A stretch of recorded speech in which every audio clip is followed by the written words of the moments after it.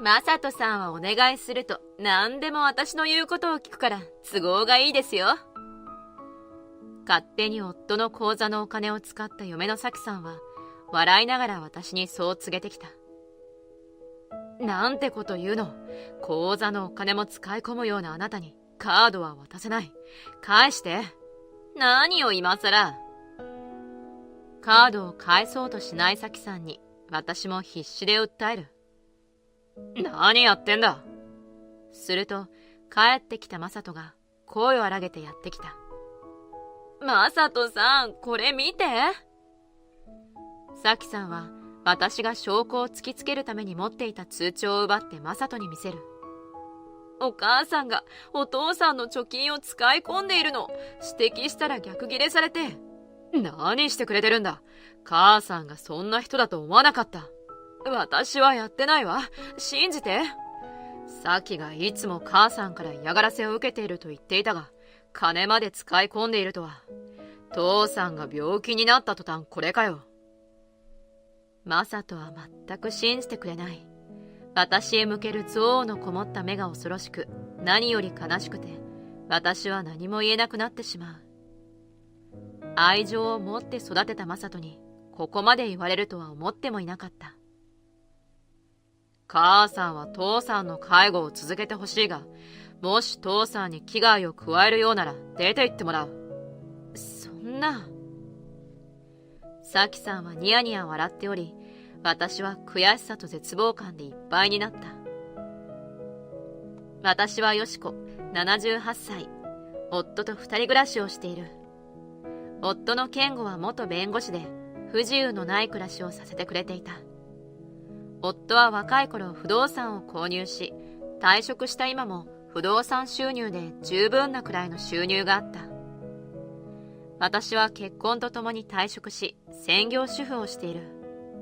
そして結婚後すぐに長男のマサトを授かり、子育てと家事に追われ、忙しい毎日を過ごしていた。マサトは真面目で行動力のある子に育ち、大手 IT 企業で勤めた後、起業し、今は年収1000万円以上稼いでいる。マサトも立派に育ち、自立して、これからは夫と2人、のんびりと余生を過ごせると思っていたが、一つだけ心配事があった。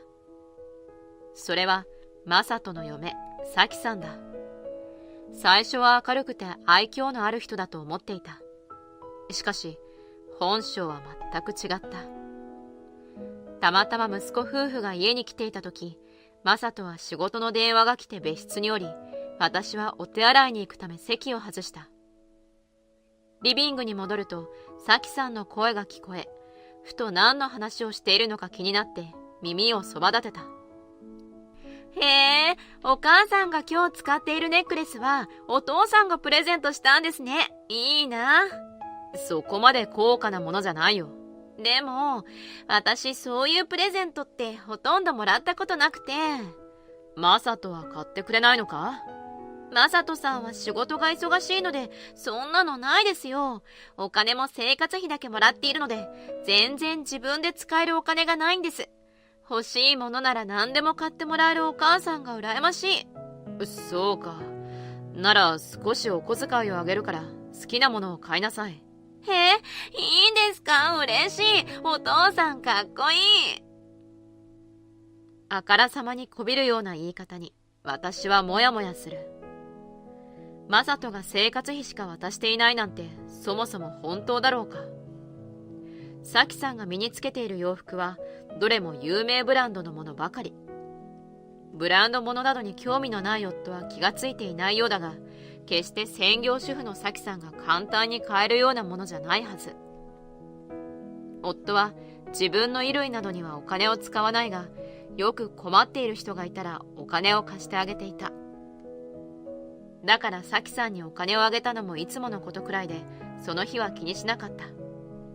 しかし、サキさんが夫にお金をもらっているところを目撃したのは一度ではなかった。今月苦しいんですよ。お父さん、ちょっとだけお金くれませんか？何に使ったんだ？実は家の洗濯機が壊れちゃって。それなら仕方ない。持って行きなさい。ありがとうございます。などと何かと理由をつけて夫にお金をもらうサキさん。家電が壊れたなら、まずマサトに相談すべきではと、私の中で違和感が膨れ上がっていった。仕方なく私はサキさんにそれとなく聞いてみることにした。サキさん、夫にお金をもらっているようだけど、何に使っているの？へえ、勝手に見てたんですか？性格悪いですね。私がお金の話を切り出した途端、サキさんの態度が急変する。声がワントーン下がり、今までの笑顔を消して不機嫌そうな顔をする。別にあなたたちの会話を盗み聞きしようとしたわけじゃないんだけど、聞こえちゃったのよ。どうだか？サキさんはかなりいびつに顔を歪ませる。そのね、サキさんのお洋服とかを見ているとお金に困っているとは見えなくて、だから何に使っているのか聞かせてくれないかしら。なんでもいいじゃないですか。そうも言ってられないわよ。私たちだって生活があるんだから。それとも何ですか？自分だけお父さんのお金でいい暮らししていて、嫁の私には一銭も渡さないってことですか？お母さんって案外ケチくさいんですね。バカにするような言い方が私の心に刺さる。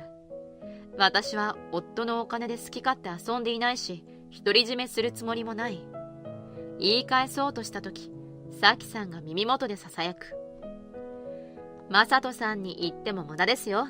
私のこと大好きなんで、お母さんの言葉なんか信じてもらえないですよ。まるで悪女のようなセリフに、私は拳をきつく握った。確かにマサトはサキさんのことをとても大切にしていた。少々甘やかしすぎているくらいで、普段も家事もせずに好きにさせていると言っていた。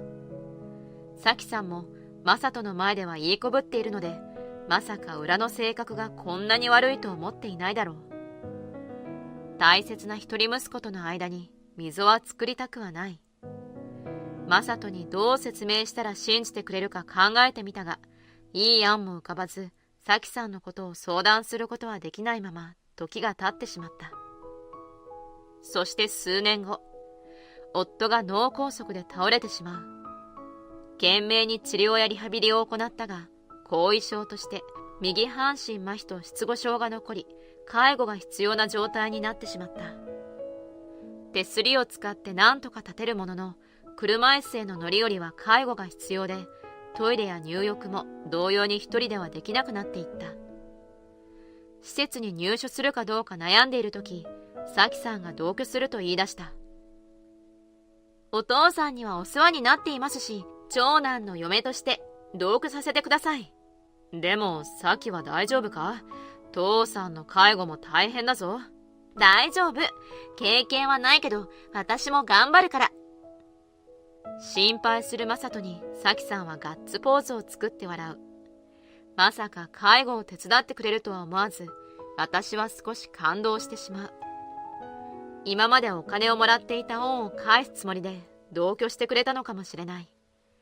本当はサキさん自身も夫のことを気にかけてくれているのかも。その時はそう信じたかった。しかし同居してからというもの、サキさんは介護どころか家事すらしてくれない。料理も洗濯もしなくていいなんて楽ちんね。そう言ってソファーに寝転んでスマホを触っている。ちょっと介護を手伝うために同居したんじゃないの？そんなわけないじゃないですか。なんで私が介護なんか。汚い下の世話とか絶対に無理。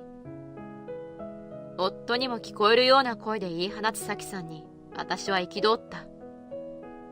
なんてこと言うの？別にいいじゃないですか。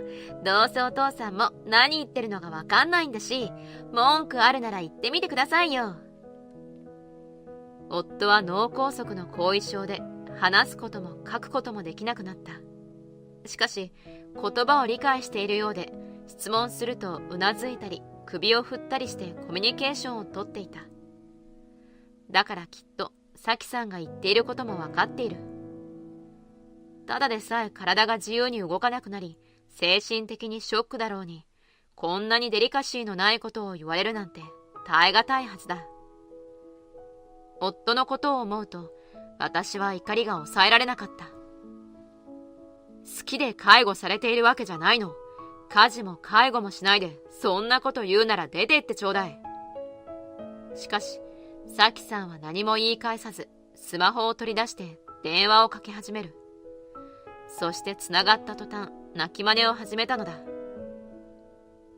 マサトさん、お仕事中にごめんね。ちょっとお母さんと揉めちゃって。お母さんが家事も介護もしろって言うの。私、家事はすべてしているのに、何でも嫁の仕事にしてひどいの。変わり身の速さに私は唖然として言葉が出なかった。そんな私に、サキさんはスマホを差し出す。母さん、サキに何でも押し付けないでくれ。嫁だからって召使いじゃないんだから。私はそんなことしてないわ。サキさんが。いいから、嫁いびりとかやめてくれよ。私の話を聞かずに、マサトは電話を切ってしまった。ショックを受ける私に、サキさんは勝ち誇った顔をしている。ってことで、家事お願いしますね。私は出かけます。サキさんはおしゃれな洋服に着替えて家を出て行った。結局、同居しても私の家事の負担が増えるだけ。しかし、マサトはサキさんがせっかく同居を申し出たのに、無下にするなんて失礼だと言って、同居を解消することもできない。私はヘルパーさんの力を借りながら、家事と介護をしていった。介護は想像より大変で、夜中もトイレで起こされ、毎日寝不足になっていく。ヘルパーさんが来てくれている時間に仮眠を取るが、家事をおろそかにするわけにもいかず、疲れが溜まっていく。そんなある休日、マサトが夫のことを見てくれているため、家事に集中していると、サキさんとマサトの声が聞こえてきた。いつもお金はお母さんが下ろして生活費をくれるんだけど、二度手間になっちゃうからカードもらえるかしら。いいけど、引き出したら母さんにも言うんだぞ。もちろんよ。ありがとう。夫の口座には毎月不動産収入が入ってくる。それを生活費にしているが、通帳は私が持ち、キャッシュカードはマサトが保管していた。サキさんは家事を全くしていない。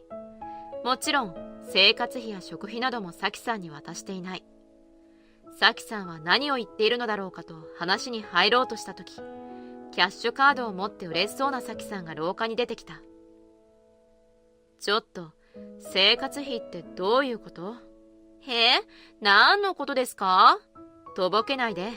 サキさんは買い物なんてしないんだから、生活費なんて必要ないでしょ？私だっていろいろ入りようなんです。お母さんにはわからないかもしれないですけど、マサトさんに訴えても無駄ですからね。サキさんは耳打ちすると嬉しそうにカードを財布にしまう。今までだって頻繁に夫からお金をもらうくらい金遣いの荒いサキさんがキャッシュカードを持ったら何をするか容易に想像がつく。そんなことを思うと私は不安でいっぱいになる。しかしサキさんの本性を知っている夫は話せず、マサトはサキさんの言葉を信じている。どうすることもできないモヤモヤで私の心は重くなった。その後、予想通り買い物のついでに生活費を下ろそうとしたら、口座からは残高がなくなっていた。まだ来月のお金が入ってくるまで時間がかかるのに、なんてことをしてくれたんだと頭を抱える。自分の口座から下ろさないと今日食べるものも買えないので家に戻ろうとした時、見知った顔が目の前を通り過ぎる。サキさんが若い男性と腕を組んで歩いていた。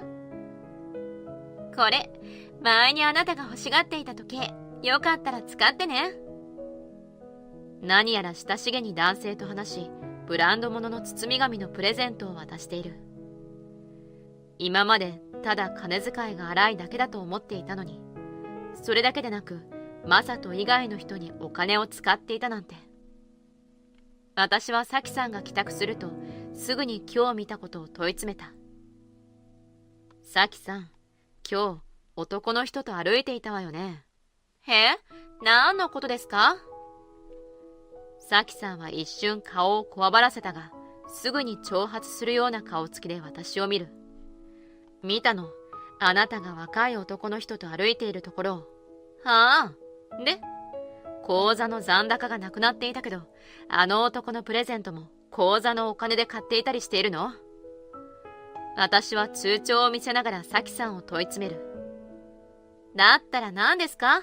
この口座のカードは私が預かったんだから、好きに使っていいでしょ？マサトはあなたを信じてそのカードを預けたの。その気持ちを裏切らないで。そんなこと言われてもね。マサトさんはお願いすると何でも私の言うことを聞くから都合がいいですよ。サキさんのにやつく顔に私は心底腹渡が煮えくり返る思いになった。なんてこと言うの。口座のお金も使い込むようなあなたにカードは渡せない。返して。何を今さら。カードを返そうとしないサキさんに私も必死で訴える。何やってんだ。すると帰ってきたマサトが声を荒げてやってきた。マサトさん、これ見て。サキさんは私が証拠を突きつけるために持っていた通帳を奪ってマサトに見せる。お母さんがお父さんの貯金を使い込んでいるの。指摘したら逆ギレされて。ありえない。母さんがそんな人だと思わなかった。私はやってないわ。信じて。さっきからいつも母さんから嫌がらせを受けていると聞いていたが、金まで使い込んでいるとは。父さんが病気になった途端これかよ。マサトは全く信じてくれなかった。私へ向ける憎悪のこもった目が恐ろしくて、何より悲しくて、私は何も言えなくなってしまう。愛情を持って育てたマサトにここまで言われるとは思ってもいなかった。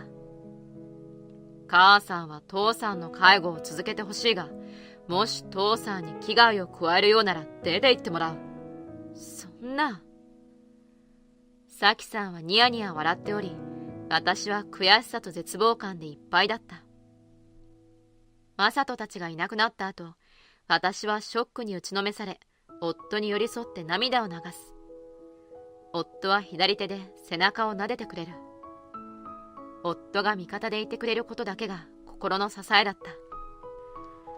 それから半年後、あっけなく夫は天国に旅立ってしまう。病気をしてから体が弱くなり、風邪をこじらせてしまうことがたびたびあった。今回も風邪が悪化し、肺炎を発症し、そのまま症状が悪化して他界してしまった。私は心の支えを失い、放心状態だった。マサトが喪主として葬儀を取り持ち、相続の手続きも行ってくれた。そして、相続権を持っている私とマサトで遺産を分けることになった。すると、その遺産総額を見て、サキさんは目を輝かせた。おい先短いお母さんは、これから私が面倒見ますね。お金の管理は任せてください。いえ、結構です。は？年寄り一人でどうやって生きていくんですか？老後に一人ぼっちじゃ寂しい思いしますよ。いいの。もう自分の老後は考えているわ。考えているって、どうするの？シニア向け分譲マンションの予約をしているの。は？シニア向け分譲マンションは設備もしっかりしているし、介護が必要になっても老人ホームに入所できるため世話になる必要がない。あなたとマサトの世話にならないために前々から考えていたの。あなたたちとは今後関わらないように生きていきます。思い通りにいかず悔しそうに顔を歪めたサキさんはマサトに泣きつく。マサトさん聞いて。せっかく介護してあげるって言ったのに、お母さんったらお前の面倒にはならないって断ってきたの。ひどすぎる。いい加減にしろ。え？またマサトに責められると思っていたら、マサトは予想に反してサキさんに冷たく言い放った。サキさんも予想外の展開に固まっている。サキ、今までずいぶん好き勝手やってくれたようだな。何のこと？混乱するサキさんにマサトは夫が亡くなる前の話をし始める。父さんが亡くなる数週間前、俺は仕事の打ち合わせまで時間があったから家に寄ったんだ。そしたら父さんの部屋からサキの声が聞こえてきた。ああ、ベッドにご飯こぼしてる。きったな。ほんとご飯すら食べれないなんて滑稽ですね。てか、お母さんもご飯食べさせるの下手くそすぎじゃない？ウケる。サキのその言葉に、俺は自分の耳を疑った。この部屋臭いし、本当に嫌になる。早くいなくなればいいのに。いい加減にして。そんなことを言うなら、もう夫のそばに来ないで。母さんの悲痛な叫び声とサキの笑い声が、その日を境に頭から離れなくなった。まさか父さんと母さんがこんなひどい目に遭っているなんて思ってもいなかった。勘違いよ。ちょっと介護と家事で疲れてストレスが溜まっていていっぱいいっぱいだったの。それも嘘だな。どうして信じてくれないの？私は本当に一生懸命やっていたのに。じゃあこの男は？そう言いながらマサトは写真を出した。そこには私が以前見た若い男の人と腕を組んで歩くサキさんが写っている。母さんとサキの言い合いを聞いてからいろいろ心に引っかかっていたんだ。そもそも母さんは金にそこまで困っていないのに貯金を使い込むのもおかしかった。そこで興信所に依頼してサキについて調べてもらったんだ。マサトは他にも複数の写真や報告書を机に並べる。それを見てサキさんは顔を真っ青にする。今まで母さんに家事や介護を押し付けてずいぶん遊んでいたらしいな。それは勝手にお金を使い込んで男に貢いでいたのか？母さんに家事を押し付けて遊ぶために同居したのか？誤解よ。そんなつもりはなかったの。ただストレスが溜まっていて。いい加減にしろ。お前の話はもう聞きたくない。離婚してくれ。待って、離婚だけは許して。私、あなたがいないと生きていけないの。お願い。サキさんはマサトに土下座して涙を流す。しかし、マサトの表情は硬かった。今日中に家を出ていくんだな。そう言って、土下座するサキさんに離婚届を突きつけた。サキさんは声を上げて泣いていたが、声をかける人はいない。やっとサキさんの本性が暴かれ、今までの私の冤罪が晴れた。その後、サキさんはメイクが崩れるくらい泣いたが、マサトは許さず、しぶしぶ家を出て行った。浮気相手のところに逃げ込もうとしたらしいが、相手はお金目的でサキさんと付き合っていたらしい。お金のないサキさんに興味はないと捨てられたそうだ。仕方なくブランド品などを売ってアパートを借りたが、社会経験のないサキさんにできる仕事はなく、夜のお店で働き始めた。そこでも性格のきつさから同僚からも嫌われ、嫌味を言われながら仕事をしているらしい。マサトはその後、謝ってくれて再び一緒に住もうと言ってくれた。しかし、契約したマンションがもったいなかったため、結局私はシニア向け分譲マンションに入居した。マサトもいろいろ気にかけて月に1回ほど面会しに来てくれている。マンションには同年代の人が多く、一緒に料理をしたり編み物をしたり楽しく暮らしている。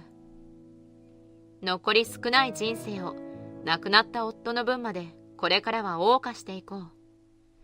私はそう心に誓った。